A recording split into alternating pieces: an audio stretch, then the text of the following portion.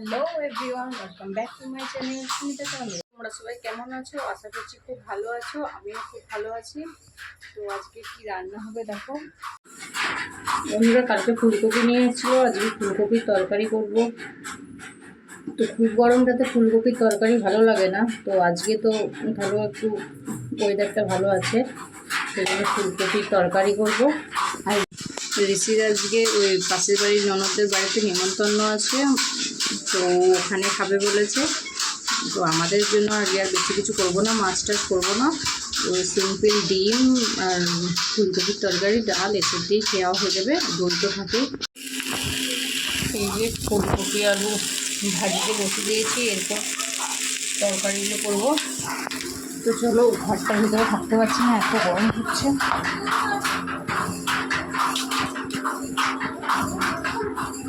গরমটা এখানটা একটু করে বসি, প্রচুর গরম।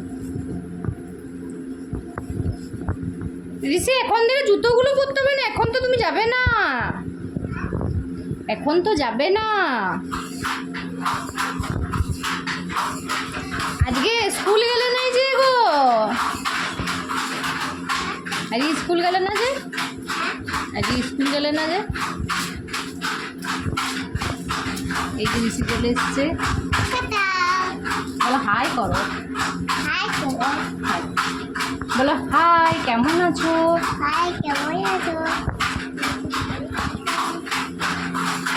ঋষি এখন ওর সেই ছোটোতে স্কুলের সেন্টারগুলো হয় না, ওখানে যাবে, ওখানে আজকে ভিটামিন তেল খাওয়ানো হবে, সেই জন্য কাকায়ের মোটর সাইকেলে করে যাবে।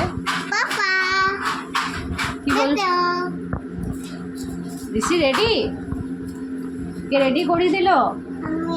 আর কে করে দিল তোমাকে? উটা কে?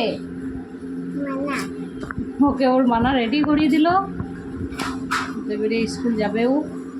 হ্যাঁ, তো বন্ধুরা দেখো, ঘরে লাইট নেই ভালো। ঋষি এই যে ওই যে অঙ্গনওয়াড়ি স্কুলগুলোর খিচুড়ি ডিপ খেতে বসে গেছে। এই যে ঋষি তো অন্ধকারে দেখতেই পাবে না, তো যাই হোক খেয়ে নেক।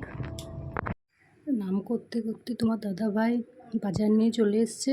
আমাদের বাজারে আনলে অনেকই বাজার নিয়ে চলে আসে, আজকে তাহলেও তো কম এনেছে। তো দই আর এই সব দইয়ের প্যাকেটটাও শেষ হয়ে গেছিলো। দই মাছ আজকে আনেনি, দই। তো এই যে বন্ধুরা, প্রতিদিনের বাটাতে তো মিক্সিতে বার করি না, তো এই যে তিলগুলো ছাড়িয়ে নেব এখন। মিক্সিতেই ছাড়াই, তিলগুলো ছাড়িয়ে দেখবে মিক্সিতে দারুণ ছাড়ানো যায়। কোথায় কোথায় তোমরা ছাড়াও বলবে একটু, কিন্তু আমি তো মিক্সিতেই ছাড়াই, মিক্সিতে কিন্তু দারুণ ছাড়ানো যায়।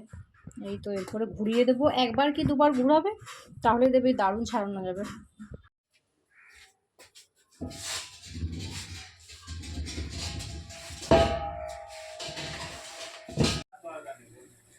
তো বন্ধুরা, এই যে বিকেলে ঝাঁটাতে চলে এসেছি, ঘরগুলো ঝাড় দিয়ে দিই একটু।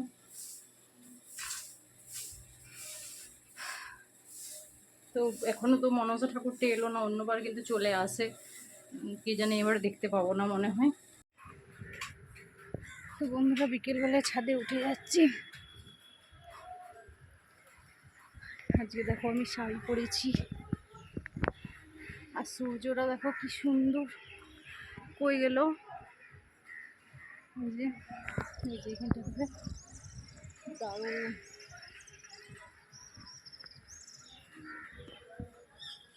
হাঁপিয়ে গেলাম বাপরে বাপ, একটু বসি।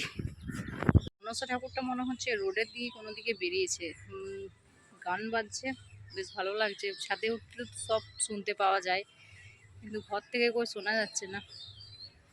যাই হোক, এদিকে এলে ভালো হতো, মনসা ঠাকুরটা দেখার খুব মানে ইয়ে ছিল, আগ্রহ ছিল, কিন্তু দেখা কপালে নেই। বলছিলাম দেখতে যাব, তো দেখতে যাওয়া তো হলো না। এইদিকে পেরাতো তো এখন আর পেরায়ও না। যাই হোক, কপালে যদি না লেখা থাকে তাহলে তো ঠাকুরের দর্শনও হবে না। তো চলো এবার ছাদ থেকে নেমে যাব, যদি একটু বাইরের দিকে যেতে পারি তো হাঁটতে যাব। তোমাদের সাথে বিকেলে কথা বলার পর দেখছি সন্ধ্যে 7টা পেরিয়ে গেছে, তখন দেখছি আমাদের দিকে আসছে মনসা। তো বললাম না, যদি কপালে দেখা থাকে তো ঠিক দেখা হবে, না হলে হবে না ঠাকুরের দর্শন। তো যাই হোক, দেখো কত লোকজন বেরিয়েছে এখানে। তো সবাই মাকে দর্শন করে নাও, এখানে প্রণাম করে নাও, মা সবার মঙ্গল করুক। তো যাই হোক, এখানে খুব বড় করে মনসা ঠাকুরটা হয়। বন্ধুরা, আজকে 11টা পেরিয়ে গেছে, আমার খাওয়া কমপ্লিট হয়ে গেছে আজকে। দিয়ে তোমাদের সাথে একটু গুড নাইট বলতে এলাম। তো সারাদিন তো আজকে বকতেও পাইনি, আর ঘুম পাচ্ছে এখন, আর বকতে ভালোও লাগছে না।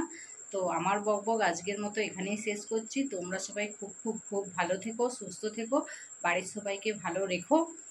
চলো টাটা। তো লাইটগুলো অফ করে এবারে ঘুমোতে যাবো। একটা লাইট অফ করলাম, এই যে এখানে একটা লাইট জ্বলছে।